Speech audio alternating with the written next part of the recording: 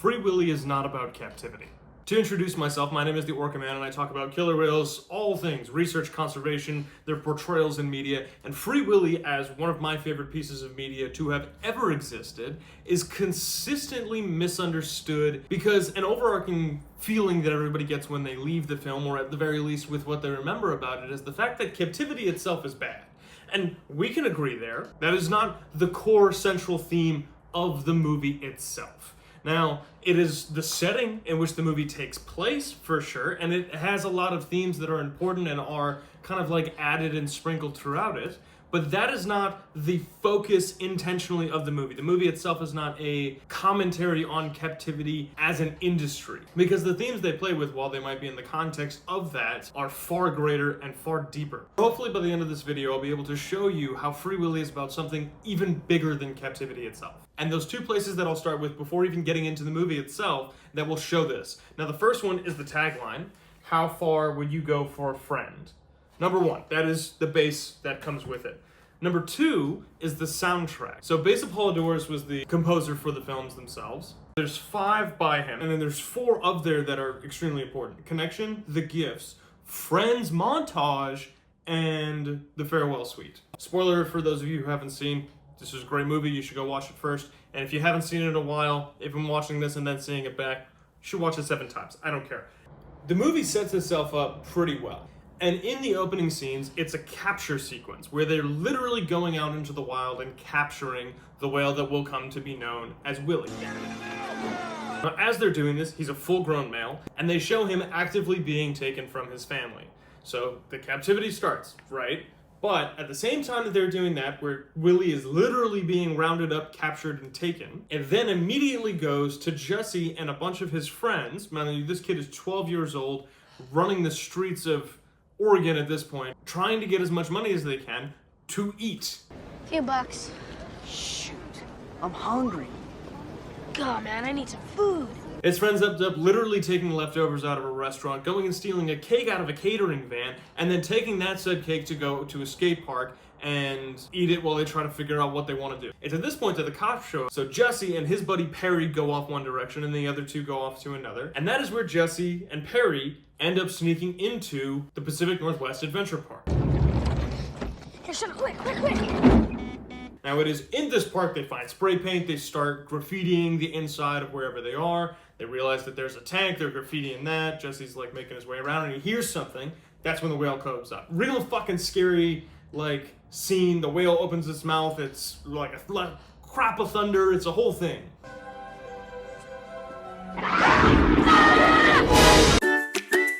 Then Perry calls out that the cops are there and they're chasing him down, and then Jesse gets jailed.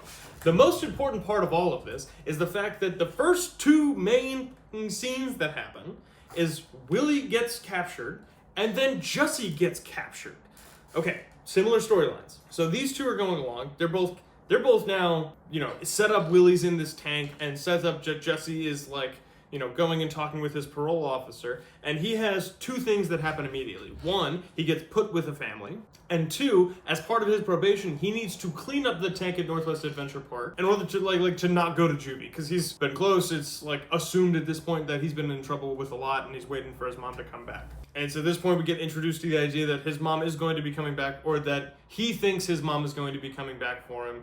As I said, he's been a kid living on the streets. So that the scene is set. This kid needs to go and scrub a tank as his probation for being captured for a whale that himself was captured. So this sets the scene where the 2 of them are together. Now, when they're together, Jesse's scrubbing the tank, he's not talking to anybody, he's like the fucking delinquent that's doing whatever. He ends up seeing Willy swim by and is amazed at the size and the beauty and whatever else, and decides to go up and see him from above. That's when Randolph comes over. Randolph is the mentor character in this film. Randolph asks Jesse, do you like whales? You like jazz? And Jesse goes, I like him. Randolph goes, well, he don't really like anybody. You give Willy his space, he gives you yours. And the whole idea is that this whale is very averse, doesn't like to talk to people, much like Jesse does in that moment, in that place. So what exactly are you into, Jesse? I'm not into talking while I'm eating. As this is happening and Jesse's spending more and more time there, there's two main things that occur that kind of like move the plot line along. The first one is the fact that he's playing a harmonica underneath and the whale starts responding to it, and that's like a good thing for them. I lied, there's three. So as Jesse's continuing to clean the tank, Willy was brought into a pen and like was really not wanting to become a vet. And Jesse, in seeing that he was upset, goes and sets the net loose so he can swim free outside of like the whatever holding pool to be able to do that. And as this is happening, he's hearing Ray leave and talk with one of the aquarium's managers, saying that Willy was too old and too big to be caught in the first place. Whale catcher. He was too big and too old to be caught in the first place. That is, I think, in this entire movie, the only times when Ray says he was too old and too big to be caught in the first place that actively criticizes the captivity of him as an idea, period, until like the actual end of the film. That is the only line that is like, this is wrong and bad. And I'll rewatch it and I'll see, but I'm like nearly 99% sure that that is the only time where it is spoken that he shouldn't be there. Of like explicitly saying captivity maybe not the best thing, period. So this sets up now that, one, that's the only time that it shows up where it's not about captivity. Two, Jesse is now building a relationship with Willy pseudo. He was able to free him from the veterinary net pen that he was in, that Willy was actively not wanting to be in, lets him go, and then figures out that if he plays the harmonica, then there's like a connection between the two. Willy responds really well to it. They start building a relationship. Jesse goes up to the top, he starts playing the harmonica. Whale's going crazy, having fun, then it jumps and splashes Ray. This is Jesse's introduction to training, which, because Jesse in this instance, he's just a cleaner, and so he's going and helping around the park where like he can, mainly cleaning up the mess that he made. But the other half of this is now he's starting to get into the space of being able to train the whale himself. It comes to a point where Jesse's like probation is done, and he's kind of sad about it because he's formed kind of a bond with this whale. And so literally on the last day, he leaves his house to go and like say goodbye to Willy before, so because he doesn't have to come back anymore. When he does this, Randolph shows up, somehow he's in the whale tank area, turns on the light, Jesse runs across the side of the tank, falls, hits his head, and sinks to the bottom of the whale pool.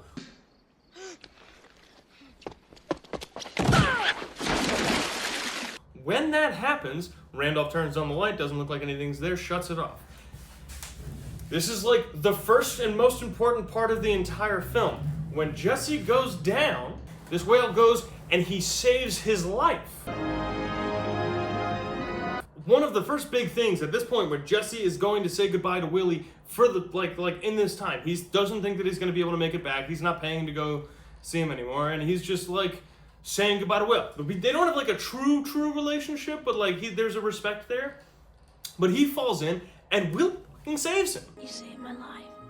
That's the first part of this, is that Willy saves this kid. When Randolph finds him all covered, he's like, I cannot believe that, one, you're alive, that's ridiculous. But then the other half is that like Willy likes you. Randolph brings Jesse back to his foster family at the time. You snuck out of the house in the middle of the night to clean up graffiti. That's an amazing story. Who becomes his real family, but that's also too, like, that works in conjunction with another storyline that we'll get to in a second. Now, this is the dumbest thing that anybody in an actual position would make, but then Jesse's offered a job to help train at the park itself. Now, as a 12-year-old, this shouldn't be a thing he's legally allowed to do, but this is also a movie that is a movie. Then you get into the mix of it. Jesse starts to be able to form a legitimate bond with Willy and starts to connect in many ways. And as he's connecting with Willy, and they realize that the whale can actually be trained, they can solve one major problem that happens that the park has been having. The park's huge problem with Willy right now is that he doesn't perform.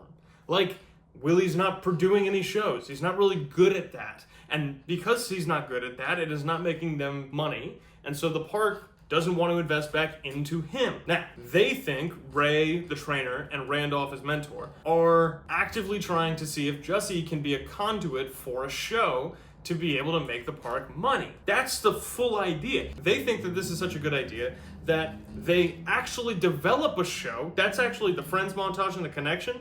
That's them trying to develop the pitch that they're gonna sell to the owner of North Shore Adventure Park, Daya, and his other manager. to say, hey, this is a thing that we could do, it's replicable, and it will bring in money. So you can do all that again. Would you and Ray One cost a lot of money, I have to be sure.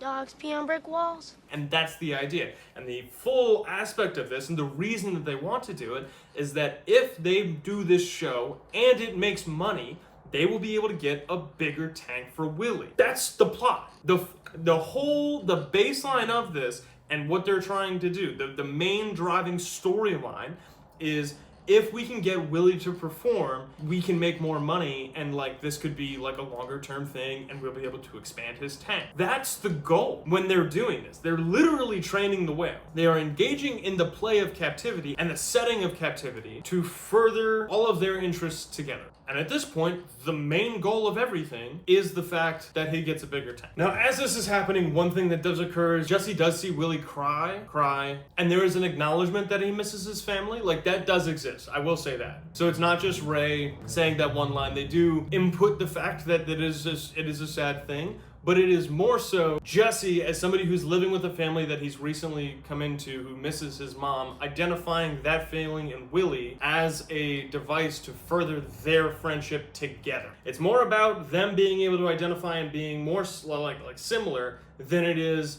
oh no, this whale is hurting and in danger and I need to help him.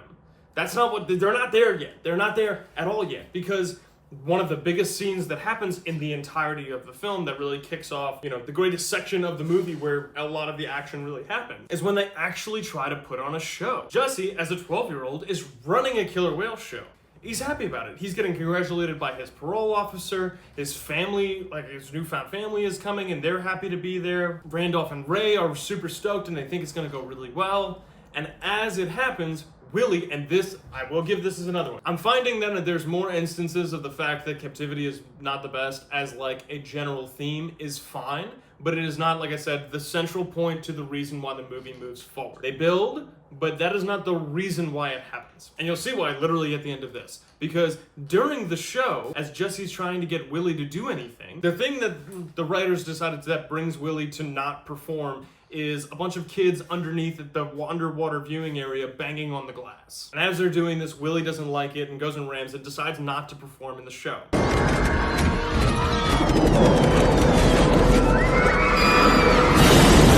When this happens, there's like three things that happen at once. One, Willy exerts his autonomy and says, this is not a thing I'm going to do. This is too much going on. Like, absolutely not. The second thing that happens is that Jesse runs away. Literally. He leaves, really sad, really mad, goes past Ray, goes past Randolph, gets rid of his stuff, goes down to the end of a beach, kicks a garbage can off. He's real like moody teenager sort. And he's like, screw all this, screw all you. And that's how he feels, because he thought that he could do this and do this for the betterment of Willy. And he feels like he failed Willy, and he feels like he's failing himself. And so he's just running down this whole little circle of doubt. And then at the end, one of the managers goes down and sees that there's a little leak in the tank. And when that happens, he like takes his piece of gum out and sticks it on, but that keeps in mind. After this, Jesse's leaving, he's running away, he's trying to find stuff, and then comes home super late after the family, like his parents have been looking, his foster parents have been looking for him for fucking all night. Gets in, everybody's pissed off. He decides at one point to pack up his shit and leave. This is where parallels come in. Jesse goes back to the tank at night to leave. He's going to say goodbye to Willy. That is going to be it. He's like, this is the end. And it's nighttime. And at this point, they actually have a relationship. He's mad at Willy because Willy didn't perform and is like pissed off at him that he didn't. He like made a toy for him and Willy's trying to bring it and he's like, no, man. Wouldn't. Willy. I tried to help you and you didn't take it. Willy starts crying, his family's noticed. Jesse climbs up the lighthouse and sees his family. Sees Willy's family out there. They're supposedly communicating with each other. All of a sudden, that clicks for Jesse, and he's like, oh my god, that's your family out there. It's your family. Then he goes back down, and when he goes back down, he realizes that there's something happening at the bottom of the tank that's like shining off a big light. And turns out, the managers of the Northwest Adventure Park are trying to break the tank. Now, earlier in the film, another thing that's mentioned is the fact that the whale's worth more dead than alive. Ha ha ha ha ha. Now that the tank had a little bit of a crack in it, they were going to expand that a little bit so that all of the water would come out of the tank would break, and the whale would die because it functionally can't stay that long when the water level is low enough that it won't be able to move. And they wouldn't be able to fix it fast enough for anything truly to happen. So Jesse sees this as a problem, watches them go, they all leave. He goes down and sees that there's a part of the tank that is now coming loose. And there's water coming through it and the underwater viewing areas. So he goes and wakes up Randolph. Gets Randolph over to see how, it's happening. And then Jesse realizes at that point that Willy's worth $1 million if he's dead. Now, it is at this point, it is only right here where the tank is literally overflowing after these people have loosened all of the aspects of it. And Jesse is standing there with Randolph, knowing that the park itself is trying to kill this whale, where he comes up with the idea for the first time that they should free Willy. Randall, let's free him. What? Let's free Willy. It's then, it is only when he realizes the true degree of harm that's about to happen. So, pause here. Bring it back. Remember what I said earlier? When Jesse fell into the tank, he hit his head and he went down to the bottom, and he was going to die. And then what happened? Willy saves him. Okay, so what happens now? When Jesse's back at the tank, it's nighttime, it's the same thing, he's getting ready to leave, and he sees that if this tank fully comes apart, which it's going to, because Northwest Adventure Park decided that that was a better business decision for them, and Willy's going to end up at the bottom of the tank, himself dying, it is only then that Jesse makes the decision to free Willy. And Jesse doesn't make this decision because captivity is bad for Willy. That is explicitly not it. Jesse is not saving Willy from captivity here. Jesse is saving Willy from death. As far as life packs go, Willy saved Jesse's life, same scenario, and then Jesse in turn saves Willy's. Now the whole sequence of him going out, there's a few things that happen here, because in Jesse saving Willy, and the goal is to reconnect him with his family, Jesse was about to leave the foster family that he had. That was his whole goal, to leave them in the dark of night. When Randolph and Jesse decide that they want to free Willy, they go and steal Jesse's dad's car as the tow truck to take the whale in. Oh, hurry! I'm hurrying! It's at this moment that Jesse's foster parents, they hear the car get stolen and they don't know what's happening, and then they realize that Jesse's not there, and they're calling out on the radio trying to get him there.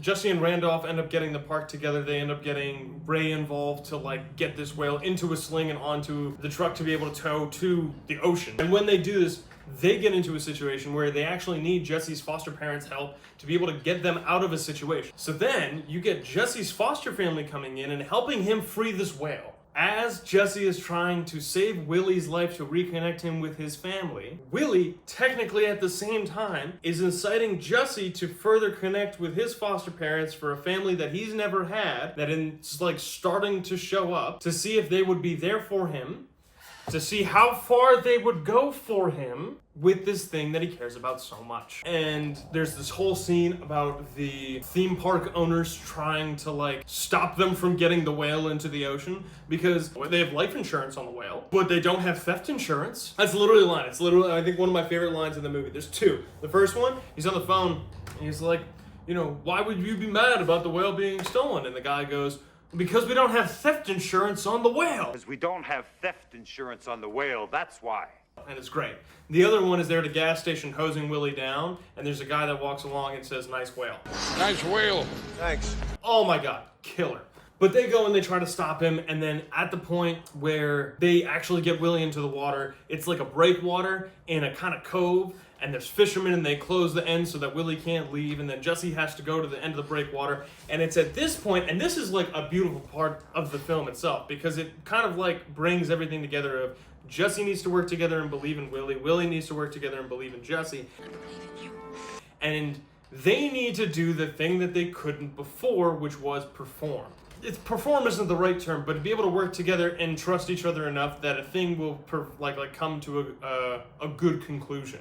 And that conclusion is Willy jumping over Jesse and over the breakwater to his family. The scene. And that's the farewell suite, because at that time, he is saving his friend's life and in doing so, relinquishing his ability to connect with him. So we think. But that's the core message of the film, is how far would you go for a friend? Jussie didn't decide that he needed to save Willy because Willy was in captivity and he shouldn't be, and he should be with his family. That was the conclusions he came to after he realized that the decision was not to leave Willy in captivity or set him free. It was, do I let this whale die or not? I'm realizing now how kind of intense I've been throughout this entire thing. A little bit of backstory. I saw this movie when I was 3, and now I live in Vancouver, British Columbia, and people call me the Orca Man. I've adopted the name the Orca Man, and a lot of the joy that I've been able to experience in my lifetime has been because of decisions I have made from this movie. And understanding this film as one of friendship is far more powerful than the simple captivity is bad, because that's true. And it's like a fine truth, but it's also been overblown in a lot of ways. It's fucking bigger than that. It's bigger than that. I did not like this movie morally when I was a child because I thought that he did a good job in saving the whale because the whale deserved to be free. Because this is my favorite, if I feel a need or a desire at the very least to provide why I see it that way. And if you don't, not even if you don't, that is the way that it exists. This is just a big love letter to the movie itself and everybody who helped make that possible. It very well might be the most influential thing that has ever existed for me in my entire life. Now, to honor that, if you're watching this before July 20th, 2025, I am putting on for the very first time the Free Willy experience in Vancouver, British Columbia at the Hollywood Theatre. It's going to be on a Sunday afternoon, July 20th, where I'll do a little bit of an introduction to the film, far shorter and far more succinct than this. We'll get to watch it together, and then I'll be bringing together a panel to talk with afterwards about orcas within this area of the Pacific Northwest in Washington, British Columbia, to give everybody in the audience a bit of a better understanding for our local whales in the wild here. So if you want to come to that, the link's in the description. Thank you so much for watching. If you do want to hear more about killer whales, orcas, whether that be in media or the research going on, current events, conservation efforts that are happening, feel free to stick around. This page is going to develop a whole bunch of content talking about orcas in their current landscape, how we understand them, and all of the things that I mentioned before. If you're also interested in monthly orca updates and news, I do have a monthly zine that comes out where I put together information from myself and a whole bunch of people within the community about all of the things I'm mentioning before. Trying to get physical media back into your hands, where I can get a lot of different kinds of information into one place and get it to you in a time-sensitive manner. But it ships right to your door, it ships everywhere in the whole world. So that is also in the description. This has been Free Willy is not about captivity. My name is Fred, and I'm the Orca Man, and it is my sincere pleasure to continue welcoming you into the world of orcas.